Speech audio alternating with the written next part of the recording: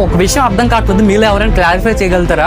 ఏంటంటే 10 రోజుల్లో స్కూల్ని ఎలా తీస్తారు? ఇదేమైనా షాపింగ్ మాల్ అనుకుంటున్నారా, కొట్టుకోట అనుకుంటున్నారా? 10 రోజుల్లో తీసేయడానికి ఎటువంటి ఇన్ఫర్మేషన్ లేకుండా 10 రోజుల్లో తీసేసే రైట్ ఎవరిచ్చారు? ఎమ్మెల్యే అయినటువంటి మా పల్లా శ్రీనివాసరావు గారికి సార్ మీరు రిక్వెస్ట్ఫుల్గా అడుగుతున్నాం సార్, ఈ విషయం మీద మీరు ఖచ్చితంగా స్పందించండి సార్. ఈ విషయం విశాఖ విమల విద్యాలయం స్కూల్స్ అండి, బీసీ రోడ్డు కానీ స్టీల్ ప్లాంట్ కానీ ఆ స్కూల్స్ను కూడా రేపు రాష్ట్ర ప్రభుత్వం ఎలాగా నడిపించాలని ఎమ్మెల్యే పల్లా శ్రీనివాసరావు గారు అనుకుంటున్నారు. ఎందుకంటే స్టీల్ ప్లాంట్ నష్టాల్లో ఉండడం వల్ల వారు మేము వీటిని మెయింటైన్ చేయలేమని చెప్పడం జరిగింది. దానికి ఎమ్మెల్యే పల్లా శ్రీనివాసరావు గారు, ఎంపీ భరత్ గారు చొరవ తీసుకొని రాష్ట్ర ప్రభుత్వం ఎలాగైనా ఈ స్కూల్ని నడిపించాలని ముందుకు వచ్చేయండి. వాళ్ళతో ఆర్ఐఎన్ఎల్తో చర్చలు జరుగుతున్నాయి.